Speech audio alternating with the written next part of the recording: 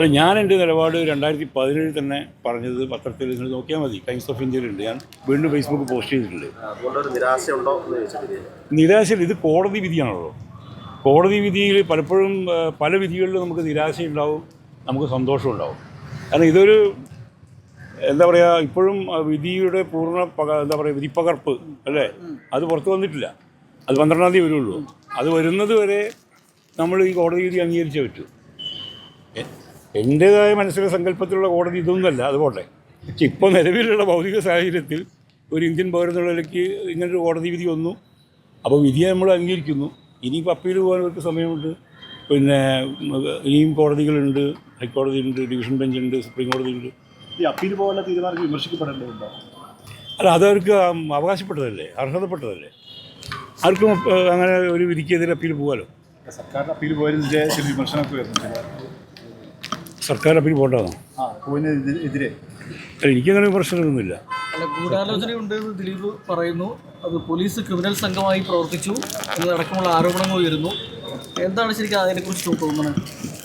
ദിലീപ് അങ്ങനെ പറഞ്ഞിട്ടുണ്ടെങ്കിൽ ദിലീപ് അങ്ങനെ തോന്നിയിട്ടുണ്ടാവും. എനിക്ക് അങ്ങനെ തോന്നിയിട്ടില്ല.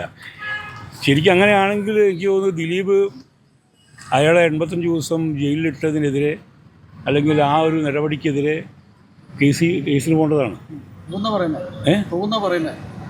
അല്ല, അങ്ങനെ പോകണമെന്നേ പറഞ്ഞു. പോയിട്ട് വേണം പ്രൂവ് ചെയ്യാൻ വേണ്ടിയിട്ട്. അല്ലെങ്കിൽ അതിന് അംഗീകരിക്കുന്ന കാര്യമാവില്ലേ. ഇത് ഒരു വ്യക്തിയോടല്ലല്ലോ ഞാൻ പറയുന്നത്, മൊത്തം ലോകത്തിനോടല്ലേ. അപ്പോൾ വ്യക്തിപരമായിട്ടുള്ള പ്രശ്നങ്ങൾ ഞാൻ അടുപ്പമുള്ളവരായിട്ട് ഷെയർ ചെയ്തു. അപ്പോൾ ഇത് നിരാശയാണോ ആശയാണോ എന്ന് ചോദിച്ചാൽ എല്ലാവരും പറയും അതിജീവിതയ്ക്കൊപ്പം എന്ന്. അങ്ങനത്തെ ഒരു ക്ലീഷേ ഡയലോഗ് ഞാൻ നിൽക്കുന്നില്ല, മനസ്സിലായില്ലേ.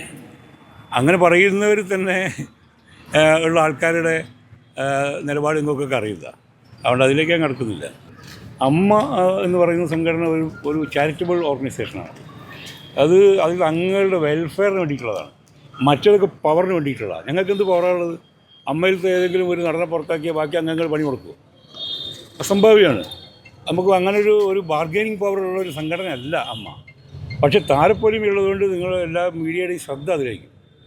അതത്രയേ ഉള്ളൂ. അല്ലാതെ മറ്റേതിനൊക്കെ ബാർഗൈനിങ് പവറുണ്ട്. ഇപ്പോൾ ഫെഫ്കയിലെ അംഗങ്ങൾ പണി കൊടുക്കുന്നു അല്ലെങ്കിൽ അവർ വേതന വർദ്ധവിന് അവകാശപ്പെടുന്നു എന്ന് പറയുമ്പോൾ അതിനൊരു സാങ്കത്യമുണ്ട്.